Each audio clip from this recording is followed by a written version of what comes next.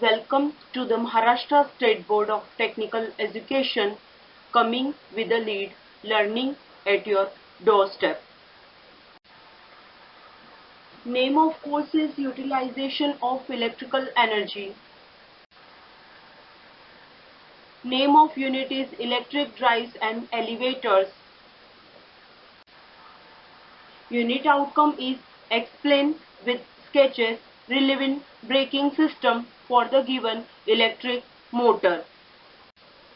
In the today's session, we will learn about the electric braking, requirement of ideal braking system, and the types of electric braking. Learner can pause the presentation and can note down the concept map in the notebook. First of all, braking means to stop the motion. So in electric braking means stopping the rotation of motor.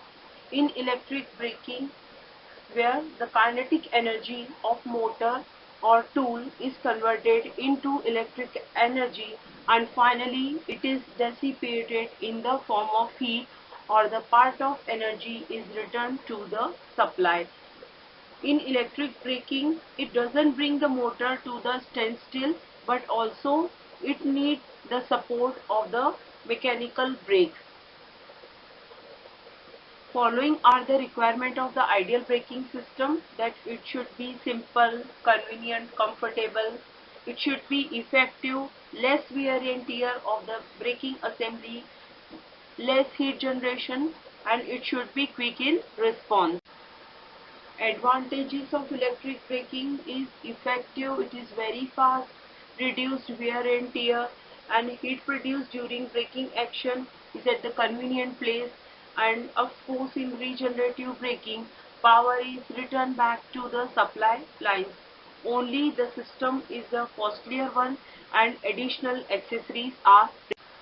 If we see the comparison of the electric and the mechanical braking, we see that the mechanical brakes may produce a sudden shock and which result in the discomfort, and also the mechanical braking there is no return of energy and there is a excessive wear on the brake block, which is not found in case of electric braking.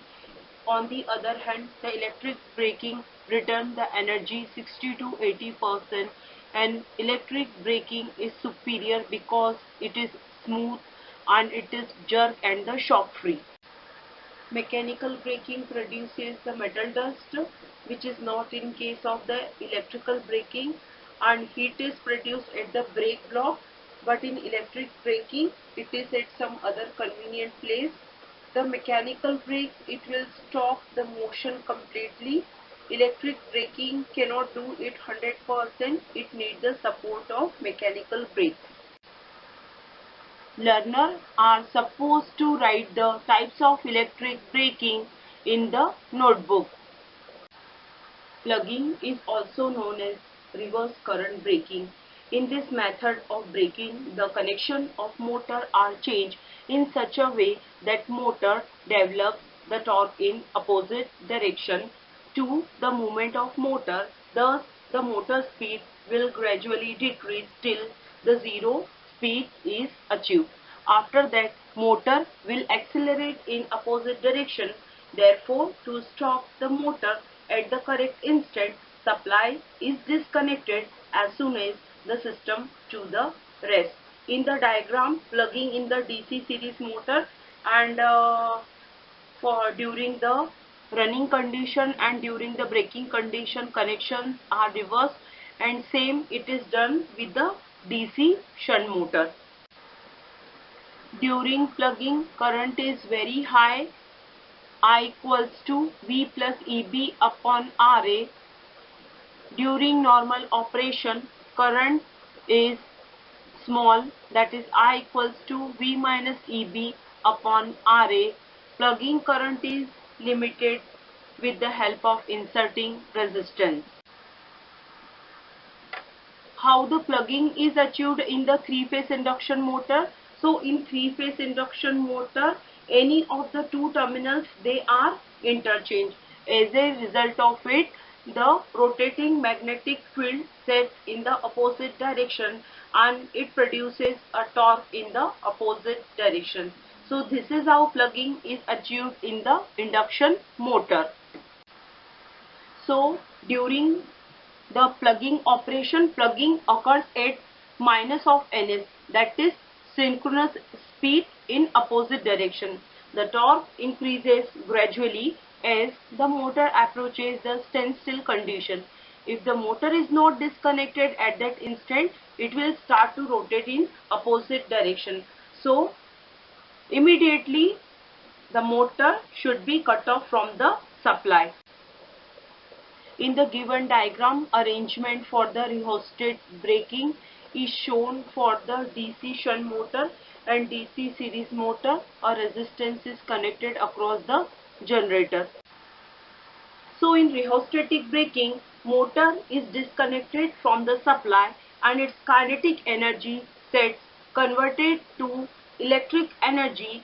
This electric energy is supplied to a rheostat connected across motor's terminal. Kinetic energy of moving mass is dissipated in the form of heat in the resistance and braking is achieved. This is quite clear from the previous diagram number 1 and the diagram number 2 for the DC shunt motor and the DC series motor respectively. So rheostatic braking, also known as the dynamic braking in the induction motor. In case of induction motor, rheostatic braking is obtained by exciting the stator from DC supply and slip rings are connected to the external resistance. So it will work as a synchronous alternator and the frequency of induced EMF, it will of course change with the speed. There are two possible ways in which this arrangement it is done. First one, it is known as a 2-lead connection and 3-lead connection. Since the magnetization is provided by the DC supply, it produces stationary poles on the stator and braking torque slip characteristic when working as a synchronous generator, it is same as the torque slip when working as a induction motor. So this connection is quite helpful to understand the rheostatic.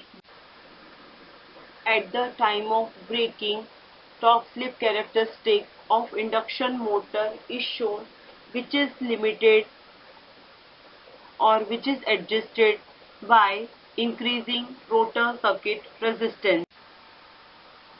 So from the figure it is clear that stable braking operation is on the left hand side of the maximum torque position.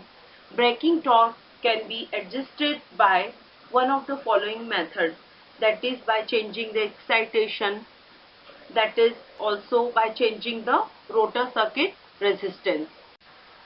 Regenerative braking connection for the DC shunt motor is shown in the diagram, in which suppose decrease in load on the motor causes increase in the speed and above normal with the field current remain the same. So EMF it will produce. Regenerative braking is not feasible or as simple as we have learned in the DC shunt motor. The special arrangement it is done to achieve the regenerative braking in DC series motor.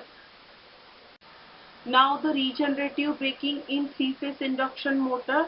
So the braking action is obtained when induction motor is made to run as an induction generator. So it has to run over the synchronous speed, which is called the supersynchronous speed.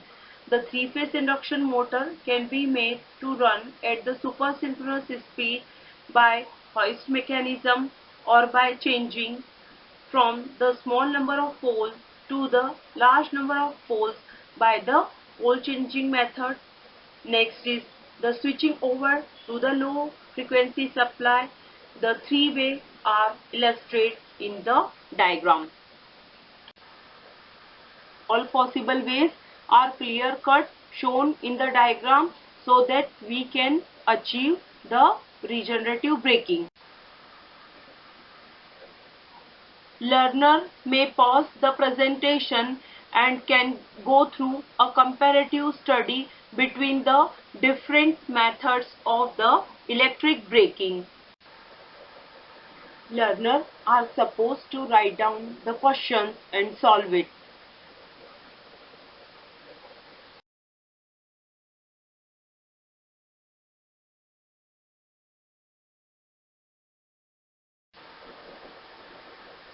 Learners are supposed to few more questions practice in the notebook.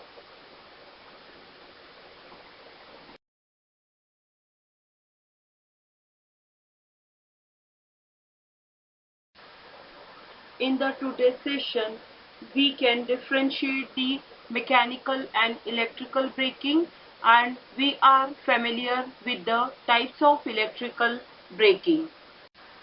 Learners are suggested to go through the following reference book, and definitely it is very helpful for the better understanding. Thank you.